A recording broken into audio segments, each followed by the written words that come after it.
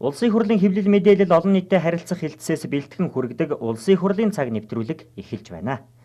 Энэ удаагийн дугаараар 2018 оны 5 дугаар сарын 21-ээс 25-ны өдрүүдэд буюу өнгөрөгч 7 хоногт парламентэд өрнөсөн үйл явдлыг тоомлон хүргэж байна.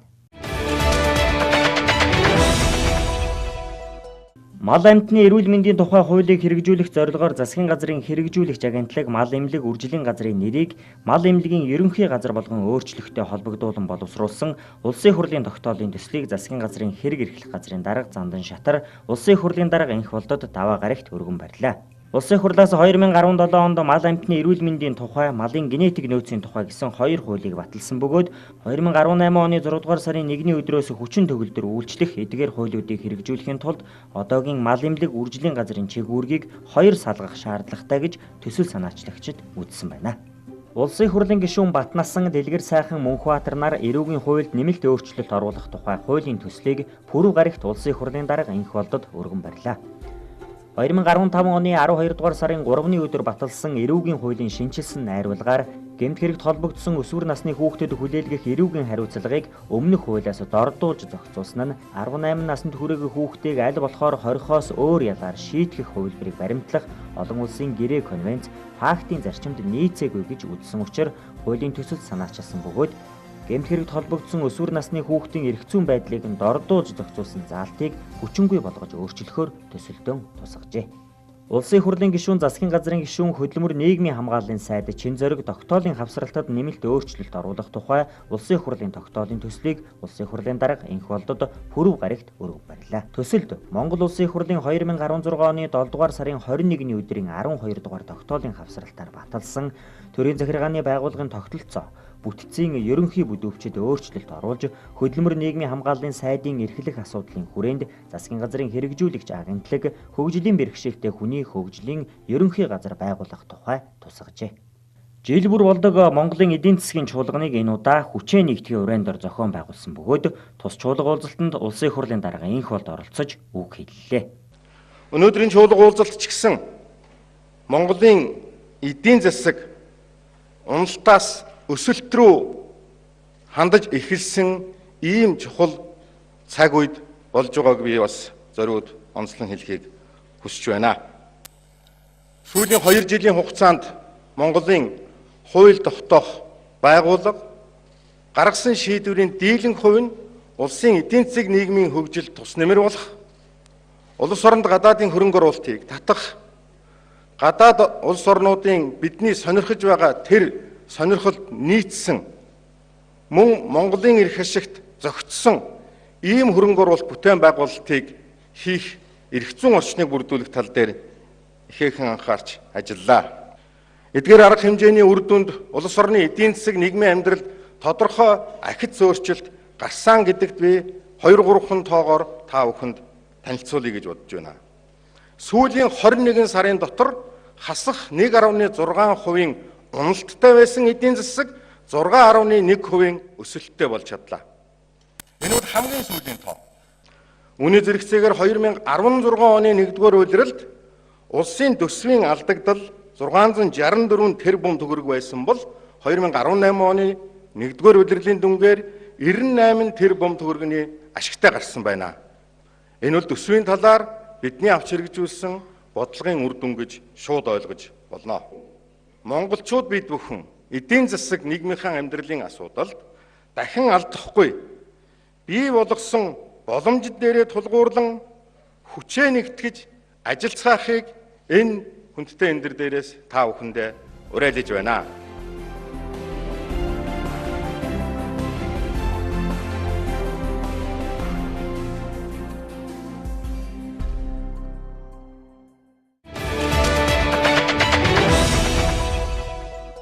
Пүрэв гарагийн чуулганы нэгдсэн хуралдаанаар засгийн газраас өргөн мэдүүлсэн тогтоолын хавсралтад өөрчлөлт оруулах тухай улсын хурлын тогтоолын төслийн үзэл баримтлалыг хэлэлцэх хэсгийг хэлэлцлээ.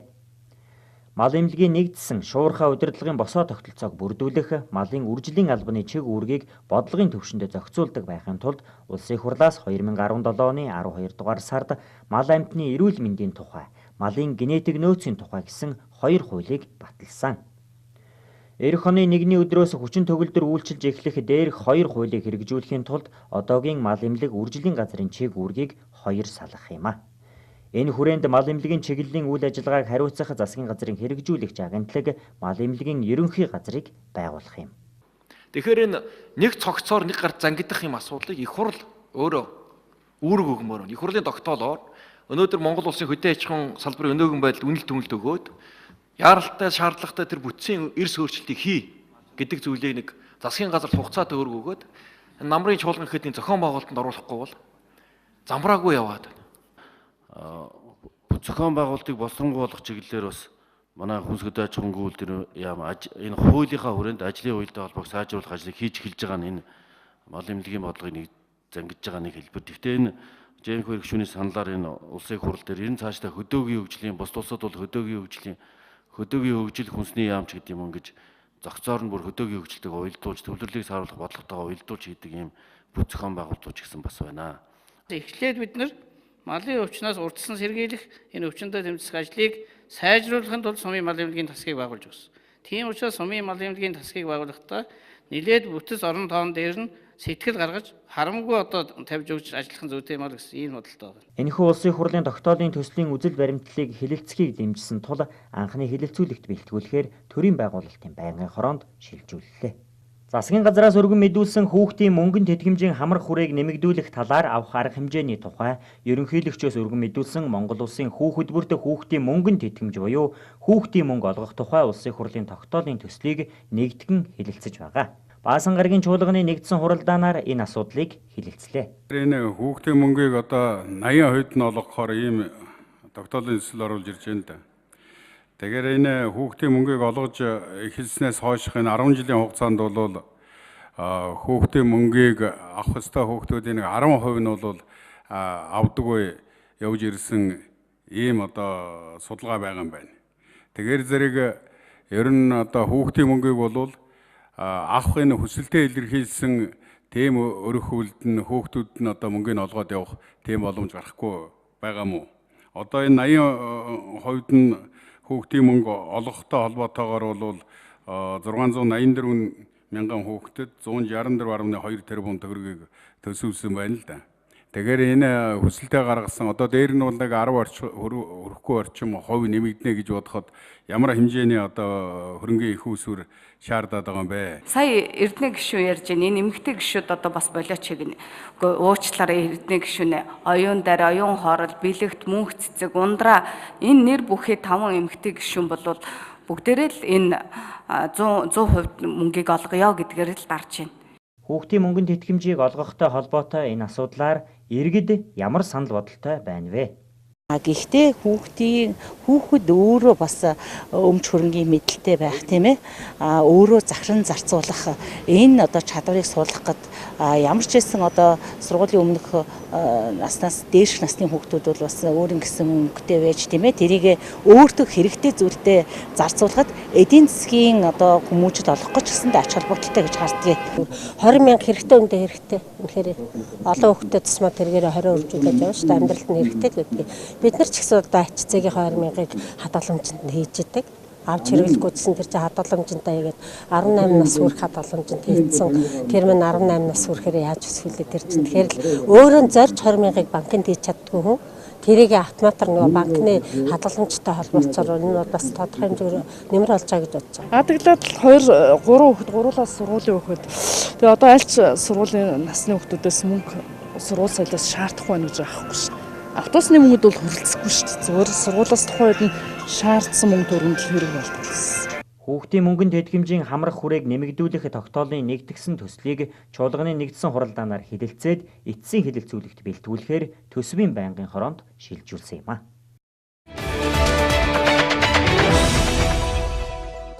Нийгмийн бодлого боловсрол соёл шинжлэх ухааны байнгын хороо мягмар гарагийн хуралдаанаараа хөдөлмөр эрхлэлтийг дэмжих тухай хууль, нийгмийн халамжийн тухай хуулийн хэрэгжилт, хөдөлмөр халамжийн үйлчилгээний ерөнхий газрын үйл ажиллагаатай танилцж, цаашид авч хэрэгжүүлэх арга хэмжээний талаар санал дүгнэлт гаргах, шийдвэрийн төсөл боловсруулж байнгын хороонд танилцуулах үүрэг бүхий ажлын хэсгийн тайлан хэлэлцээд засгийн газарт чиглэл өгөх тухай тогтоол баталлаа. Хөдөлмөр эрхлэлтийг дэмжих сангаас олгож байгаа зээлийн талаар бол нэлээд яригдж байна. Энэ зээлийн зээл авч байгаа байдал, зээл авахд тавигдж байгаа шалгуур, хэдий хэр хэмжээний зээл олгож байгаа, зээлийн эргэн төлөлт ямар байгаа гэдэг тал дээр бол гишүүд асуулт асууж санал бас хэллээ. За энэ олон сангуудыг нэгтгэх, за энэ хууль эрх зүйн орчныг шинжлэх гэдэг ерөнхийдөө бол хөдөлмөр эрхлэлтийн асуудлыг цогцоор нь макро түвшинд авч үзэх ёстой гэдэг асуудлыг ярьлаа.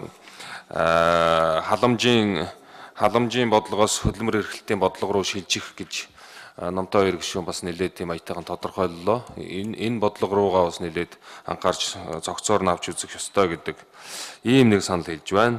Байнгын хорооны тогтоолд хөдөлмөр эрхлэлтийг дэмжих сангаас олгож байгаа жижиг зээлийн хөрөнгийн их усврыг нэмэгдүүлж, иргэдэд төргөн шуурхай, чирэгдэлгүй олгох механизмыг бий болгох.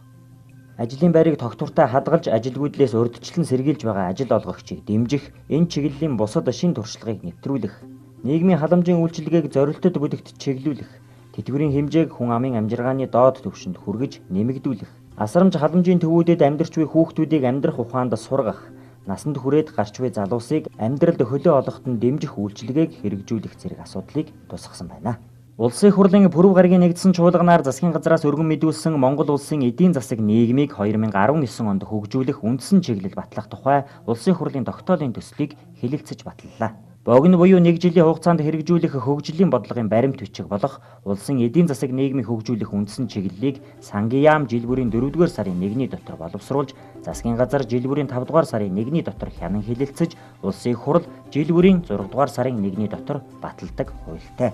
Монгол улсын эдийн засаг нийгмийг 2019 онд хөгжүүлэх үндсэн чиглэлд макро эдийн засгийн бодлого, эдийн засгийн өсөлтийг дэмжих салбаруудын бодлого, бүс нутаг хөдөөгийн хөгжил байгаль орчны бодлого, хүний хөгжлийг дэмжих нийгмийн бодлого, засаглал эрх зүйн шинжилэл, гадаад бодлого, батлан хамгаалах салбарын бодлого гэсэн нийт 5 бүлэг 20 зорилт 123 бодлогын арга хэмжээг тусгажээ. Эдийн засгийн байнгын хорооноос ирүүлсэн 5 толгойн орд ашиглалтыг өргөжүүлэн хүчин чадлыг нэмэгдүүлэх, ажлын явц хуваар гэсэн шалгуур үзүүлэлтийг тогтоолын төслийн хавсралтын 5 дугаар зорилтод нэмэх саналын томьёолоор санал хураалт явуулан дэмжлээ. Дараа нь тогтоолын төслийг бүхэлд нь батлая гэсэн томьёолоор санал хураахад чуулганд оролцсон 61 гишүүний 80.3% саналаар тогтоолыг баталлаа. Улсын хурлын гишүүн энх баяр нарын санаачлан боловсруулж өргөн мэдүүлсэн цахим бодлогын төр хороо байгуулах тухай улсын хурлын тогтоолын төслийг баталлаа.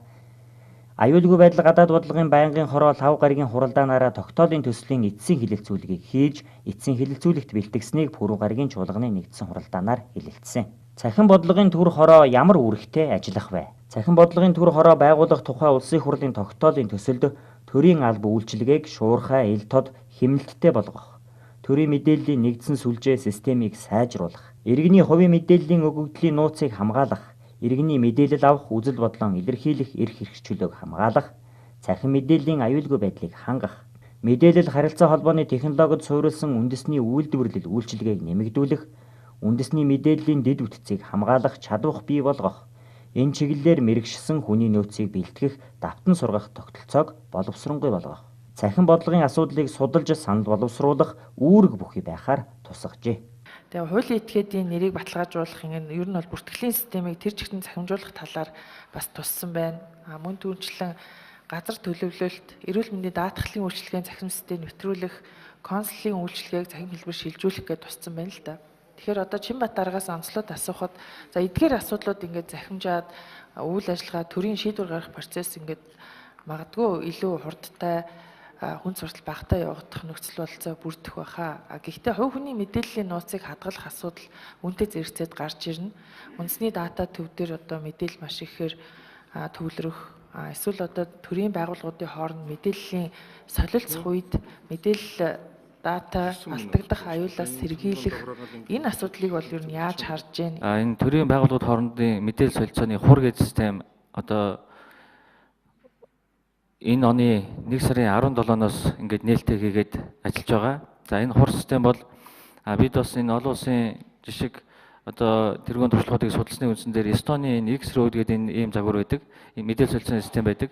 Тэгээд энэ системийг одоо Монголдо нутагшуулад манай үндэсний дата төвийн залуучуудын одоо программистуудын хүчээр бол энэ хур систем ашиглалтанд ороод одоо эхний 5-6 байгууллага бол холбогдоод явж байгаа. Тэгэхээр энэ хур систем ашиглалтанд орсноор бол иргэнээс цаасаар одоо лавлага материал шаарддаг энэ зүйлүүд бол үгүй болж цэвэр одоо шууд одоо цахим хэлбэрт онлайнаар иргэндээ үйлчлэх юм боломж олцоо бүрдэж байгаа. Ийхүү гишүүд асуулт асууж байр сууриа илэрхийлснээр улсын хурлын бүтцэд цахим бодлогын төр хороо байгуулах улсын хурлын тогтоолын төслийг дэмжиж баталлаа. Тус төр хорооны бүрэлдэхүүнд уг тогтоолын төслийг санаачилсан улсын хурлын 26 гишүүнийг оруулах байнгын хорооны саналыг мөн дэмжиж баталсан юм а. Улсын хурлын баасан гарагийн нэгдсэн хуралдаанаар Монгол улсын нэгдсэн төсвийн 2019 оны төсвийн хүрээний мэдэгдэл 2020-2021 оны төсвийн төсөөллийн тухай хуулийн төслийн эцсийн хэлэлцүүлгийг хийлээ. Эх 3 жилийн улсын орлого зарлагын ерөнхий төлөвийг илэрхийлдэг төсвийн хүрээний мэдэгдэл төсвийн төсөөллөөр эдийн засгийн 9 төрлийн үндсэн үзүүлэлтийг баталдаг. Тухайлбал дотоодын нийт бүтээгдэхүүний бодит өсөлтийн хэмжээг 2019 онд 8%, 2020-2021 онд 6%, нэгдсэн төсвийн тэнцвэржүүлсэн орлогын хэмжээг 2019 онд 8 их 80-д 888 тэрбум, 2020 онд 9 их 80-д 795.5 тэрбум, 2021 онд 10 их 80-д 889.1 тэрбум. Нэгдсэн төсвийн нийт зарлагын дээд хэмжээг 2019 онд 10 их 80-д 993.8 тэрбум, 2020 онд 11 их 80-д 475.6 тэрбум, 2021 онд 11 их 80-д 945.5 тэрбум. Нэгдсэн төсвийн тэнцвэржүүлсэн тэнцэл буюу төсвийн алдагдлыг 2019 онд 2 их 80-д 105.8 тэрбум, 2020 онд 1 их 80-д 680.1 тэрбум, 2021 онд 1 их 80-д 56.4 тэрбум. Засгийн газрын өрийг өнөөгийн үн цэнээр илэрхийлсэн дүнг 2019 онд 19 их 80-д 210.2 тэрбум, 2020 онд 18 их 80-д 678.4 тэрбум, 2021 онд 17 их 80-д 529.4 тэрбум төгрөг байхаар оруулж ирсэн төсвийн байнгын хорооны санал дүгнэлттэй холбогдуулан гишүүд асуулт асууж үг хэллээ. Дараа нь сангийн сайд Хүрлбаатар асуултанд хариулж тодруулгад тайлбар өгсөн. Монгол улсын нэгдсэн төсвийн 2019 оны төсвийн хүрээний мэдэгдэл 2020-2021 оны төсвийн төсөөллийн тухай хуулийн төслийг батлая гэсэн саналын томьёолоор санал хураахад хуралдаанд оролцсон гишүүдийн 80% нь дэмжлээ. Өнгөрөх 7 хоногийн пүрэв баасан гарагийн чуулганы нэгдсэн хуралдаанаар дараах асуудлуудыг хэлэлцэн шийдвэрлэлээ. Нэр дэвшигч Солонго буян дэлгэр Туулхүү Нанзад орж нарыг үндсэн хуулийн цэцэн гишүүнээр томиллоо. Орон нутгийн хамгаалалтын тухай, дайчилгааны тухай хуульд нэмэлт өөрчлөлт оруулах тухай хуулийн төслийн үзэл баримтлалыг хэлэлцэх асуудлаар улсын хурал дахь ардчилсан намын бүлэг завсарлага авлаа. Согтуурах, мансуурах донтой хүнийг захиргааны журмаар албадан эмчлэх тухай хуулийн шинжилсэн найруулгын төсөл, төрийн өмчөөс аймаг нийслэлийн өмчөд эд хөрөнгө шилжүүлэх тухай улсын хурлын тогтоолын төсөл, төрийн аудитын байгууллагын 2017 оны үйл ажиллагааны тайланг сонслоо. Түрээсийн орон сууц Ахмадын орон сууцанд хамрагдаж чадахгүй байгаа талаараа иргэд өргөдөл гомдол ирүүлсний дагуу улсын хурлын өргөдлийн байнгын хорооноос түрээсийн орон сууцанд зорилттой бүлгийн иргэдийг хамруулах ажлыг зохион байгуулах журмыг эргэн харах, орон сууц хүлээлцэх түрээсийн орлого түүнийг захиран зарцуулж буй байдал, орон сууцанд орсон иргэд тухайн байрандаа амьдарч байгаа эсхийг газар дээр нь очиж танилцах үүрэг бүхий ажлын хэсгийг байгуулсан. Тус ажлын хэсэг мегмар гарагт хуралдлаа. Энэ үеэр хөтөлбөрүүдийн хэрэгжилттэй холбоотой холбогдох байгууллагуудын мэдээллийг сонссон юм а. Хэдэн оны хний захирамжаар хэн гэдэг хүн энэ орон сууцнд одоо төрөөсөөр орчих вэ? Ямар захирамжаар энэ одоо орон сууцуудыг авчих вэ гэдэг юм байг. Тэгээ энд чинь одоо нэлийн хэцүү юм харагдаад л л дээ. Түрээсийн орон сууц хөтөлбөрийн хүрээнд ямар хугацаанд хичнээн орон сууц барьж хэдэн айл өрхийг оруулах вэ? Өнгөрсөн хугацаанд ямар хуу явцтай явж ирэв? Эдгээр асуултад хариулт өгөх тоо баримтыг ажлын хэсгийн хуралдааны үеэр ийхүү хөндлөө. 2015-аас 2021 онд түрээсийн орон сууц хөтөлбөрийн хүрээнд 20 мянган айл өрхийг түрээсийн орон сууцанд оруулахаар засгийн газрын тогтоол 2015 онд гарчээ.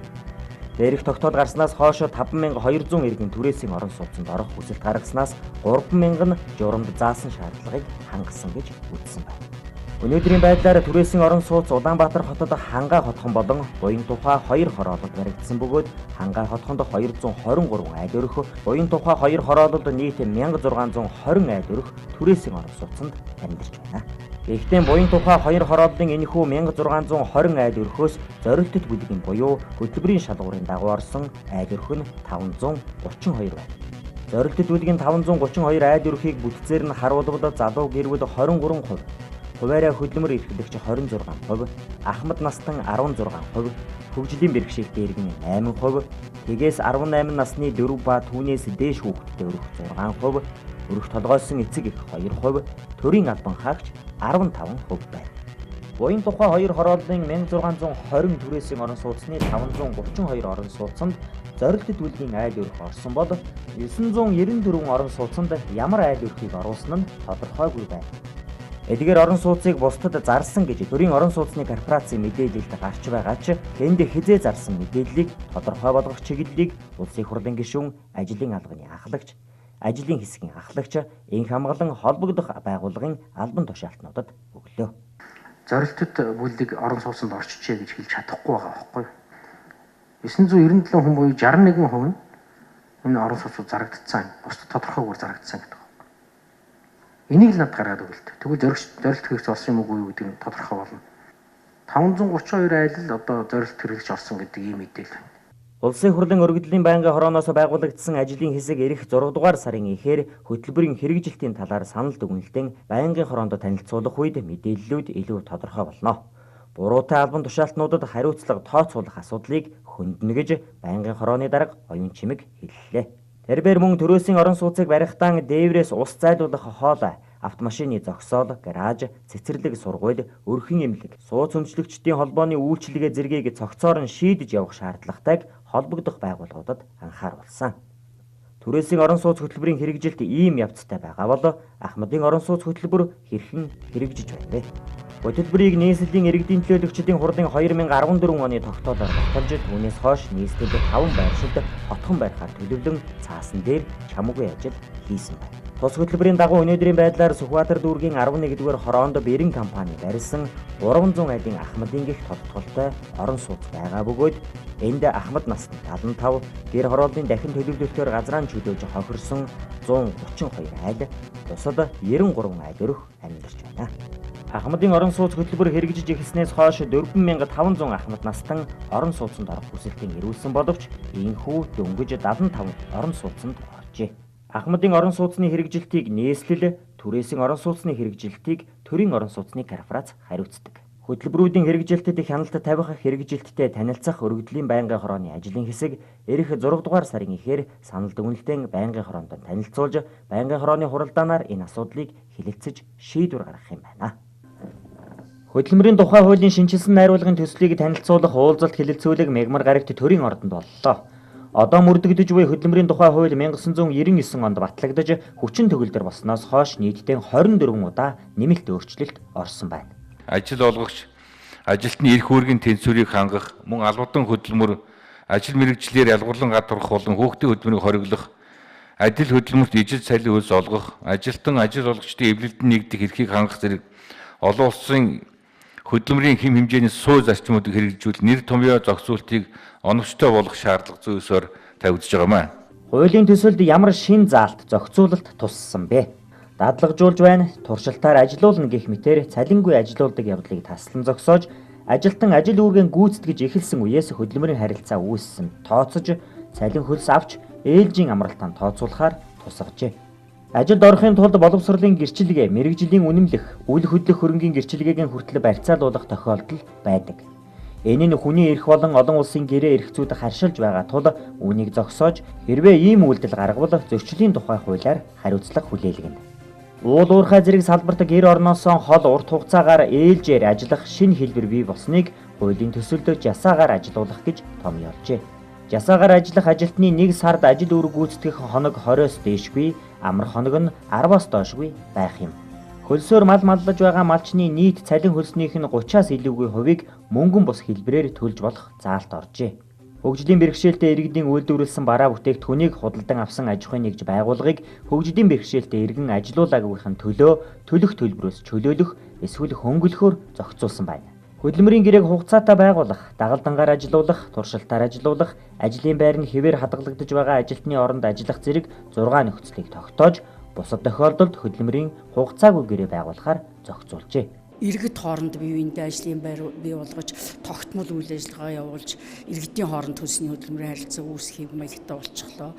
За яг аж ахуйн нэгж байгууллагын байрлаж байгаа газар ирээд бүр тэр орчинд нь тогтмол ирээд ажил хийдэг байсан. Энэ хэв шинж маяг өөрчлөгдөд зайнаас гэрээсээ алслагдсан газар очиж ажиллах энэ төр их олон хөдөлмөр эрхлэлтийн хэв маяг гараад ирлээ л да, уламжлалт биш. Ажилгүйдэл ядуурлыг зохих хэмжээгээр бууруулахад хөдөлмөрийн таатай нөхцөл нэн чухал. Тиймээс ажил хөдөлмөр эрхэлж байгаа иргэд ажил олгож байгаа эзэдийн тэгш тэнцвэртэй харилцааг бий болгож, төрийн оролцоо дэмжлэгийг уян хатан байлгахад хөдөлмөрийн тухай шинэ хуулийн үзэл баримтлал чиглэж байна. Хөдөлмөрийн тухай хуулийн шинжилсэн найруулгын төслийг энэ хаврын чуулганаар хэлэлцэн батална. Оюу толгойн хөрөнгө оруулалтын гэрээг монголчуудад өрөө өгөөжтэй нөхцлөөр байгуулсан уу гэдгийг нэгтлэх зорилгоор улсын хурлын дарга энх болд 2018 оны 3 дугаар сарын 23-нд захирамж гаргаж оюу толгойн гэрээний хэрэгжилтийг шалгах улсын хурлын ажлын хэсгийг байгуулсан. Оюу толгойн ордыг ашиглах хөрөнгө оруулалтын гэрээний хэрэгжилтийг шалгаж санал дүгнэлт гаргах үүрэг бүхий тус ажлын хэсгийн ахлагчаар ажиллаж буй улсын хурлын гишүүн Тэрвэж Давг шалгалтын явцын талаар мэдээлж байна. Одоо улсын хурлаас томилогдсон гишүүд маань бол дэд ажлын хэсгийг нэг үрчлэн ахлаа тэн дээр одоо ажиллагаа явуулж байна. За одоогийн байдлаар бол ер нь зарим нь бол 30-40%-тай, зарим нь 60-70% хэмжээнд бол дүгнэлт гарах хэмжээнд очсон гэж ингэж ярьж байгаа л да. Энэ ажлыг идэвхжүүлэх үүднээс миний бол улсын хурлын даргын захирамжаар байгуулсан ажлын хэсгийн ахлагчийн хувьд бол ажлын хэсгийн бүх гишүүдэд ил захидал өгсөн. Энэ юу гэхээр бол энэ дээр хариуцлагатай сайн ажиллах ёстой, санал дүгнэлтийг бол их зөв гаргах ёстой. Ажлын хэсэгт орчоод ажиллаа хийдгүү сүүлд нь хариуцлага зураад явчихдаг тохиолдол их олон байдаг учраас ажлын хэсэгт орсон бүх хүмүүс энэ дээр одоо итгэх санаачлагтай ажиллах ёстой гэдэг үүднээс ил захидал өгтлээ гэж өгсөн л дөө. Нотлох баримт, бодиттой мэдээлэл дээр тулгуурлан ээж бүрэн шалгалт явуулна гэдгийг ажлын хэсгийн ахлагч Тэрвэж Давг онцлон хэлж байгаа юм а.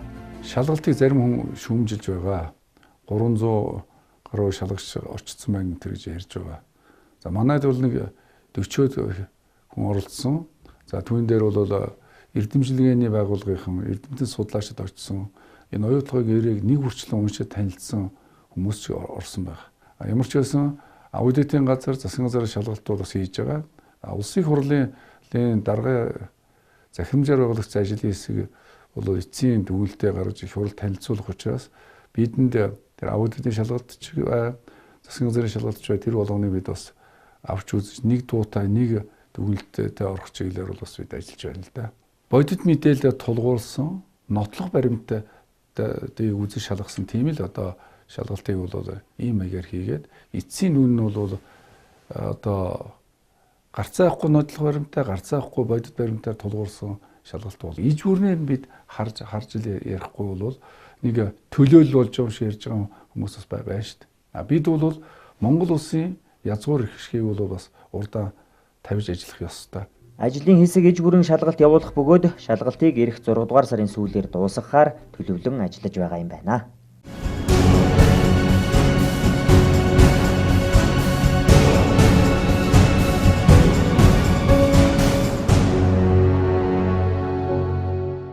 Парламентд өнгөрөх 7 хоногт өрнөсөн гол үйл явдлыг тоомлон хүргэдэг улсын хурлын цаг нэвтрүүлэг өндөрлөж байна. Анхаарлаа хандуулан үзсэн үзэгч танд баярлалаа.